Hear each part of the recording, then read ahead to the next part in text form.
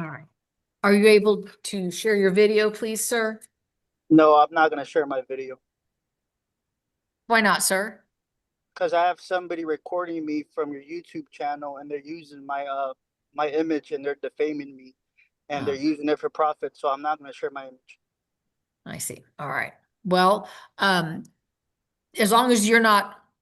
He opens by refusing video because of YouTube, bold move in a court record. That instantly shifts tone. This isn't just a traffic dispute. It's a legitimacy fight. My take. When you enter court asking for relief, you usually want maximum credibility, not mystery. 47917-01, Style of the State of Texas versus Jose Gerardo Elizondo. There was a jury trial in this case on August 28th, 2025.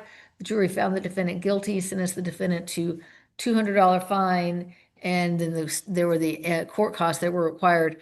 Court has received the defendant's motion for new trial, and you indicated you requested a hearing. And so, sir, this is the hearing for your motion for new trial. You may go ahead and state your argument at this time, sir. Clear framing from the judge. Jury trial happened. Verdict entered. We're here only to test legal grounds for a new trial. That matters, because if your argument sounds like a fresh dismissal, the court won't relitigate the original case. I mean, my rights were deprived because according to the Texas Transportation Code, Section 502.003, no political subdivision shall require registration on a non-commercial vehicle. I don't have a non-commercial vehicle. Like my vehicle is not commercial. And I mean, yeah, unless y'all think y'all above the Texas Transportation Code, then I want to file to dismiss.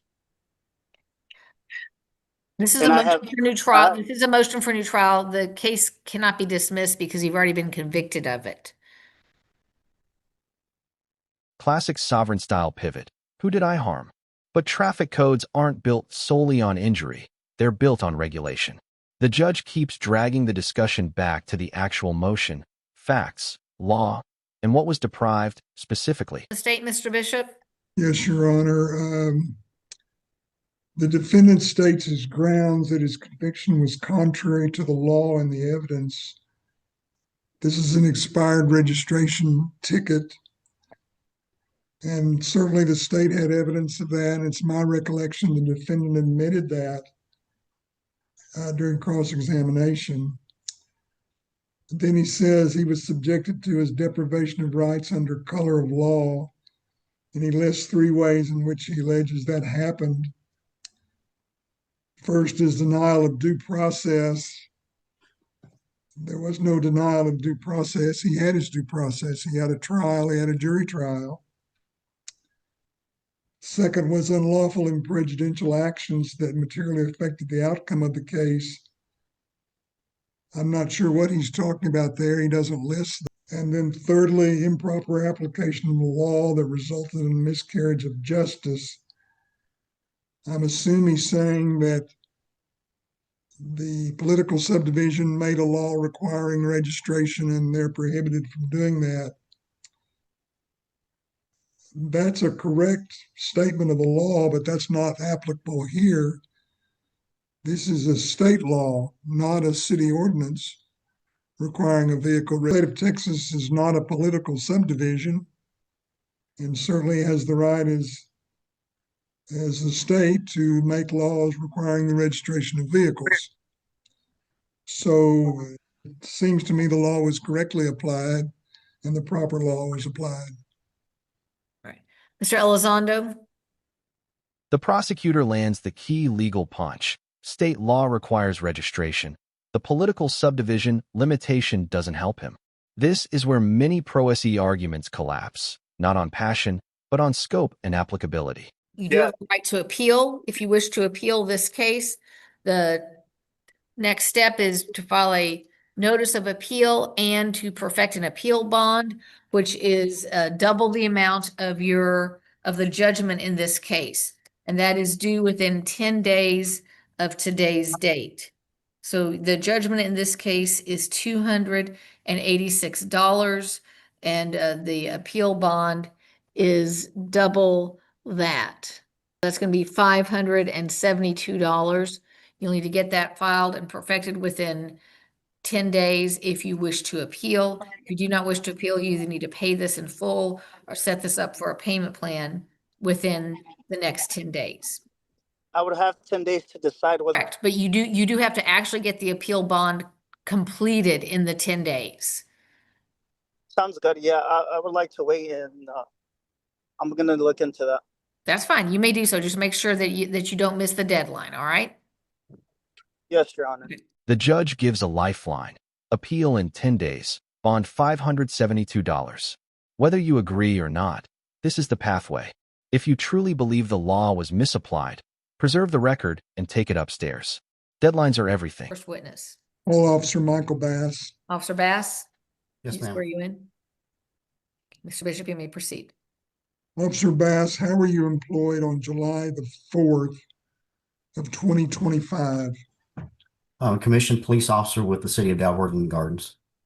And on that date, sir, were you working traffic enforcement in the 3000 block of West Pioneer Parkway?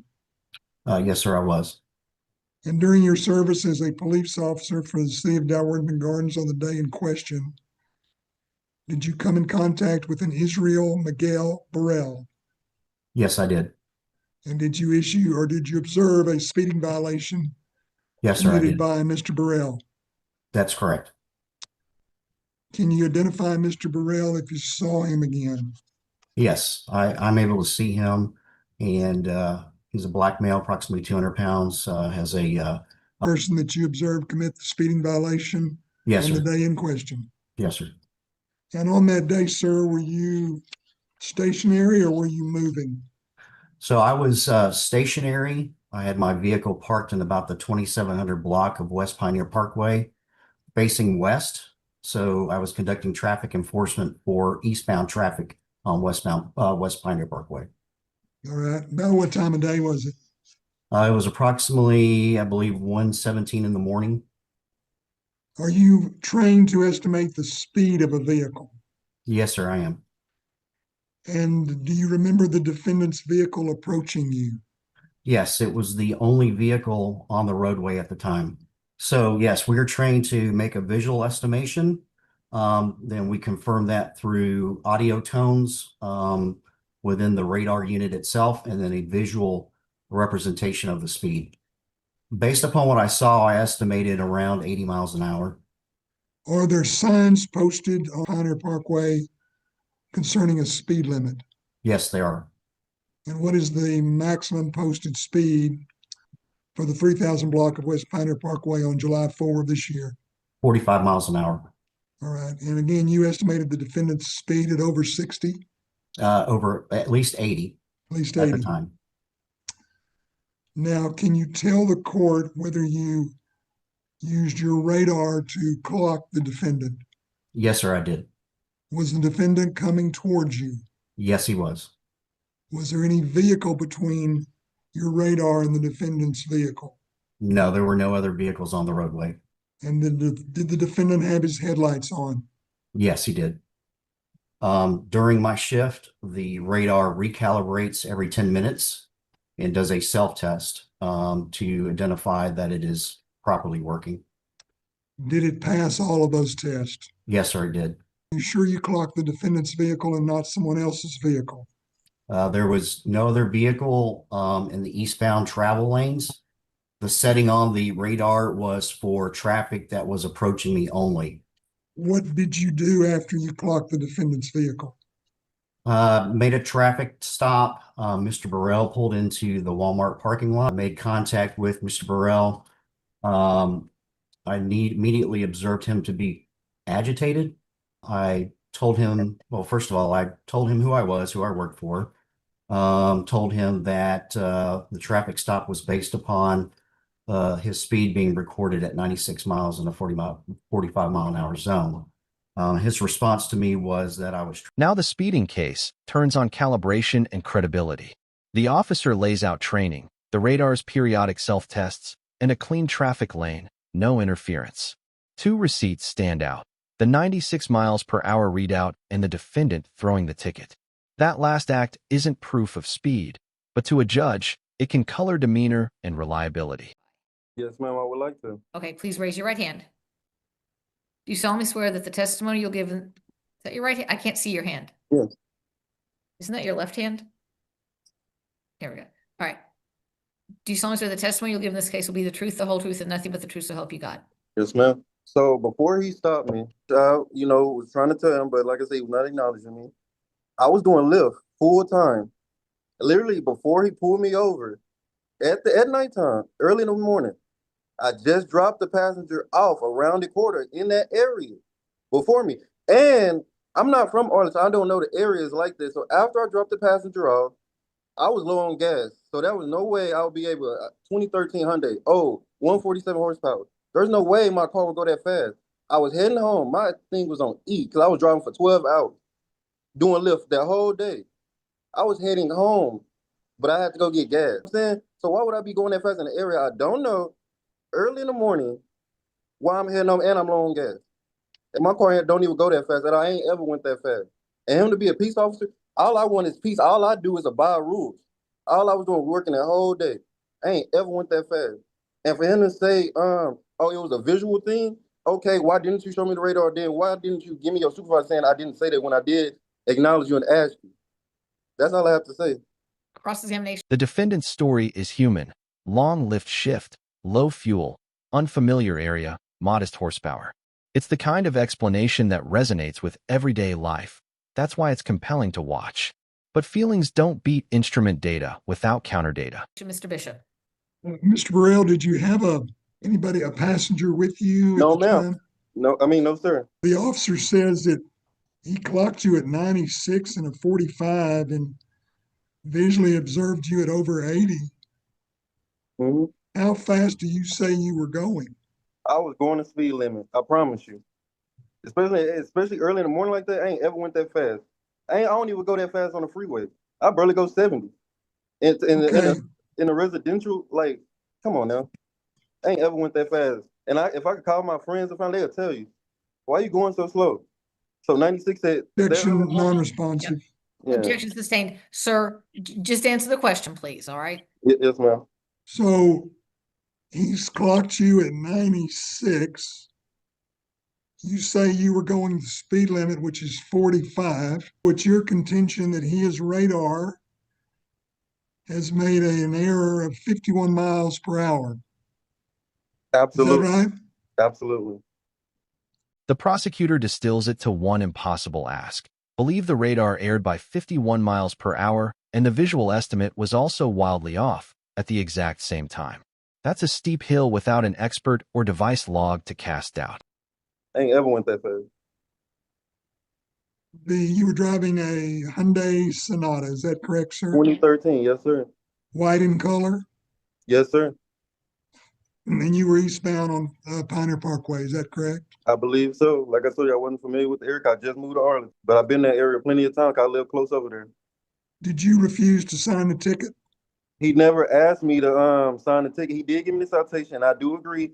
I did throw that, but he never asked me. Even when I went to the court, she was like, did he ask you? I was like, he never asked me. He just handed it and walked to his cruiser. I promise you. He handed it to me and walked to his cruiser, and then he would ask me to sign nothing. That was the first citation I ever got. And he never asked me none of that. Can you sign this? Did you throw the ticket out the door? That part I did. Why? When he walked to his cruiser when I asked him to bring the supervisor. And I didn't know he was the supervisor, but when I asked him, like, can you bring a supervisor? He walked away. That's when I did that. Yes, I did. He told truth on that part. And that was wrong for doing that. Were you angry? After he refused to give me a supervisor. He admits tossing the ticket. He says no signature was requested. Either way, the throw won't help. If you want the court to see you as meticulous and careful, don't give them careless optics. I was following the speed limit. That's all I have to say. I ain't got no recording. And even when I was doing Lyft full time, especially in that, like, I got over 2,000 drives with Lyft. So if I ever drive perfect rating, I ain't had no complaints out of 2,000 rides. Ain't ever spared nothing with them. And even if I had them in the car when he pulled me over, that would have been my witness. I literally just dropped him off around that corner. So that's my last argument I have to say. But I ain't ever drive, I don't even drive that fast on the highway, ever. So especially at 3 a.m. or around that time, wherever, early in the morning, come on now. Does that conclude your argument? That concludes it. No, we're not saying that he put any Lyft passenger in danger. No one's saying that. He had no passengers with him. His past driving history is not an issue. I'll take him in his word for that. We're just saying that on this particular occasion, he was going too fast. All right. In case G 5072501, Style of the State of Texas versus Israel Burrell, the court has heard the evidence and the testimony in this case, guilty of the offense of speeding going 96 in a 45-mile-per-hour zone. Court assesses a fine of $200. Court costs are $134. The total is $334. This will be due within 10 days of today's date. Now, sir, we are a court of record. You do have a right to appeal if you wish to do so. The first step is you need to file a written motion for a new trial within 10 days of today's date.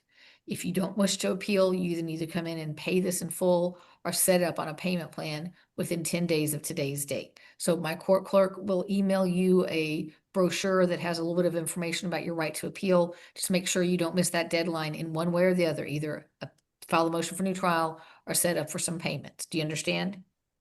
I see you're giving me a thumbs up. Is that yes? Yeah. Verdict, fine, appeal window. Again, procedure over passion. If you want to fight the tech, bring technical ammo, maintenance logs, expert testimony, or radar usage manuals. To be fair, overnight gig work and fatigue can lead to misunderstandings and tense stops. But courts move on proof, not possibility.